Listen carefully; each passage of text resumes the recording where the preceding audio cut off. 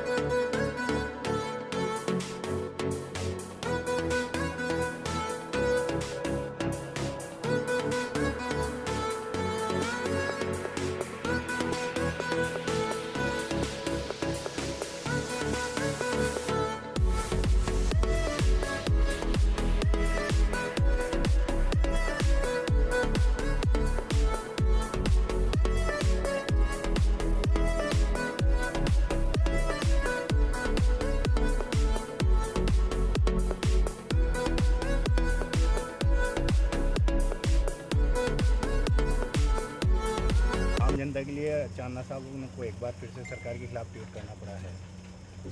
देखिए, सबसे पहले तो क्योंकि 2 सावन के महीनों में बारिश बिल्कुल भी नहीं हुई, उसलिए हम मानते हैं कि कहीं न कहीं बिजली विभाग के ऊपर बहुत ज़्यादा प्रेशर है और उस प्रेशर को मानते हुए हमने भी काफ़ी समय निकाला। परिस्थितियाँ उस वजह से गंभीर हो गई, लेकिन कुछ कहीं ना कहीं थोड़ी बहुत लापरवाही रही और उसकी वजह से समस्या ने विकराल रूप ले लिया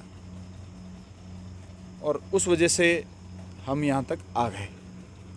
अभी बैठक करके चर्चा कर दी है और ये बात हो गई है कि 3 से 4 दिन के अंदर अंदर जो विकट समस्या बनी हुई है उसका समाधान हो जाएगा। तो कल की जो हमारा धरना है उसको हम स्थगित करके, क्योंकि 3 से 4 दिन के बाद में 8 तारीख आती है, तो 8 तारीख तक हम ये कोशिश करेंगे कि इसका समाधान हो जाए, वरना 8 तारीख को फिर से धरना और घेराव का कार्यक्रम करें। सरकार के खिलाफ सब धरना और आप भी मंत्री हैं, जनता के पक्ष में उतरे हैं, कहीं ना कहीं सरकार की ये कमजोरी है। सरकार के खिलाफ ये धरना नहीं है, ये अव्यवस्था के खिलाफ धरना है। आप समझ रहे हैं, अव्यवस्था के खिलाफ। कभी कभी अव्यवस्था को सुधारने के लिए अपने लोगों के खिलाफ भी होना पड़ता है, अपने लोगों के खिलाफ भी बोलना पड़ता है। अपने लोग कोई अव्यवस्था कर रहे हैं उसको बार बार दबाएंगे तो उससे तो सिस्टम पूरा खत्म हो जाएगा। लेकिन कभी कभी अव्यवस्था को सुधारने के लिए अपने लोगों के खिलाफ भी बोलना पड़ता है। तो क्या माने, चांदना साहब ने आम जनता का दर्द आज सोशल मीडिया के सामने जाहिर किया? नहीं, मैं तो हमेशा ही करता हूँ। मैं तो विपक्ष में भी रहा, अनेकों आंदोलन किए, अनेकों बार जेल गया और राज्य के अंदर भी मैंने कोशिश करी है कि क्षेत्र में विकास के कार्य ज़्यादा से ज़्यादा हो, किसानों को सुविधा मिले। किसानों का दर्द हमसे देखा नहीं जाता है। सर, जिस तरह इस ज़्यादा प्रताड़ित तो है क्योंकि बारिश नहीं हो रही है और उस वजह से बिजली विभाग के ऊपर ज़्यादा प्रेशर है। लेकिन मिसमैनेजमेंट होते हुए भी कुछ मैनेजमेंट करके चीज़ों को समाधान करके एक रीजनेबल जगह पर आया जा सकता है। मैं समझता हूँ उस मैनेजमेंट में कहीं ना कहीं कमी रही और यदि उस मैनेजमेंट को सुधार कर लिया जाए तो चीज़ों का समाधान हो सकता है, कोई बहुत बड़ी समस्या नहीं है। चांदना साहब तो राजस्थान के भी मंत्री है, स्थानीय विधानसभा का ही मुद्दा है।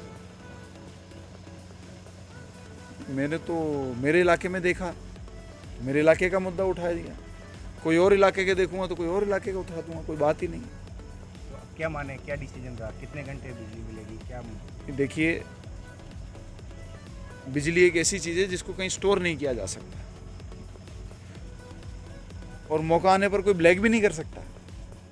जैसे खाद यूरिया करते हैं, ऐसा नहीं हो सकता। बिजली तो तारों में चलती है, आगे जितनी अवेलेबल होगी सरकार पूरी ताकत लगा रही है उसको परचेज करके जनता को संतुष्ट करने की। लेकिन पिछले मैं भी 39 साल का होने वाला हूँ, मैंने 39 सालों में 2 महीने इतने सूखे कभी नहीं देखे। वो बात सही है सर, लेकिन बिजली घर में कहीं ना कहीं तो तंत्र खराब है, बिजली तंत्र, तभी तो ये मैं आपको फिर से कह रहा हूँ कि ज़्यादा प्रेशर जो इस समय आया है उसका कारण बिजली है। लेकिन कहीं ना कहीं जब प्रेशर नहीं होता है उस तरह से आदत काम करने की आदत पड़ जाती है इंसान को, तो प्रेशर के समय में ज़्यादा मेहनत करनी चाहिए, ज़्यादा व्यवस्था को सुचारू चलाना चाहिए, जागरूक रहना चाहिए। ये ऐसा सीज़न होता है, हर कोई भी काम होता है उसके अंदर ऐसा सीज़न होता है जब प्रेशर आता है।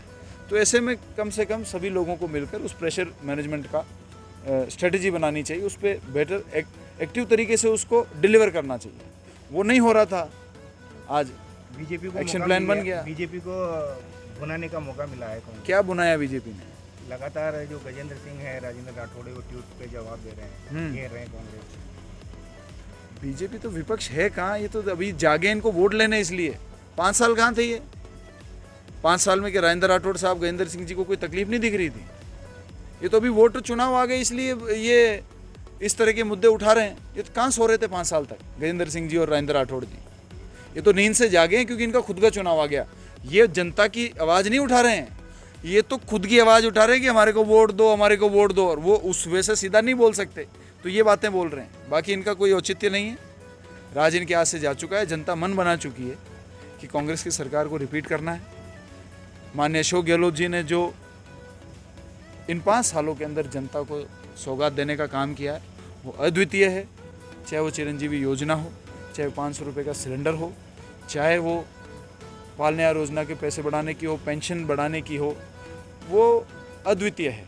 लेकिन छोटी मोटी व्यवस्थाओं के लिए हमें रोज़ लड़ना पड़ता है, और वो लड़ाई जब तक जारी रहेगी, जब तक व्यवस्थाएं अच्छी रहेगी। जब हम आराम में आ जाएंगे कि नहीं सब अच्छा चल रहा है, तो फिर कमी आने लगी। आम जन के लिए हमेशा चांदना साहब मैदान में रहते हैं। मुझे तो लगता है कि हर जनप्रतिनिधि का यही काम है, उसके लिए ही लोग चुनकर भेजते हैं कि जब पब्लिक की दिल से दर्द उठे तो नेता की जुबान से निकलना चाहिए। चाहे पक्ष में रहता जो जनता के दिल का दर्द अपनी जुबान पे नहीं ला सकता, उनको राजनीति छोड़ देनी चाहिए। तो अब क्या डिसीजन रहेगा? अगर मैंने आपको व्यवस्था बताया, सुधरी नहीं तो मैंने आपको बताया कि हमने बैठकर एक प्लान बनाया है। उस प्लान के तहत 3 से 4 दिन में व्यवस्थाएं सुधर जाएंगी। ये पूरे जिले के लिए लागू इसलिए मैंने तारीख दी है वापस कि 8 तारीख को, अगर उससे पहले ये व्यवस्थाएं नहीं सुधरी तो 8 तारीख को 12:30 बजे यही धूप होगी, यही मैदान है, और आप भी यहीं रहोगे और हम भी यहीं। ये पूरे जिले के लिए ये तो नहीं कर रहे हैं कि आगे कभी भी 8 तारीख दे रहा हूँ आपको। जी ये पूरे जिले के लिए व्यवस्था सुधारने की बात कही या नहीं, पूरे जिले की सुधरेगी, पूरे जिले की सुधरेगी, ऐसी बात नहीं है। हिंडोली और नैनवा भी जिले में ही आता है, कोई बांग्लादेश से नहीं आया हिंडोली नैनवा। आप हिंडोली नैनवा को जिले से बाहर क्यों समझते हैं? मैं तो ये धीरे धीरे ये आप लोगों ने एक डिवाइड क्रिएट कर दिया है कि जैसे हिंडोली नैनवा जिले से बाहर है, जिले के अंदर है, जिले का दिल है हिंडोली और नैनवा। तैयारी है, मतलब विद्युत सप्लाई अच्छी हो। नहीं, हमने एक अच्छा प्लान डिवाइस कर सके हम, जब बैठ के डिस्कशन हुआ। हालांकि डिस्कशन जिला लेवल के अधिकारियों से तो हफ्ता 10 दिन में हमारा होता है, लेकिन अब आज बड़े सीनियर अधिकारी और बहुत एक्सपीरियंस वाले हमारे अधिकारी जयपुर से आए हैं, तो उनके एक्सपीरियंस का भी हमारे ज़िले को फ़ायदा मिलेगा। और अच्छा हमको उम्मीद है कि 3-4 दिन में पॉजिटिव रिजल्ट आएगा।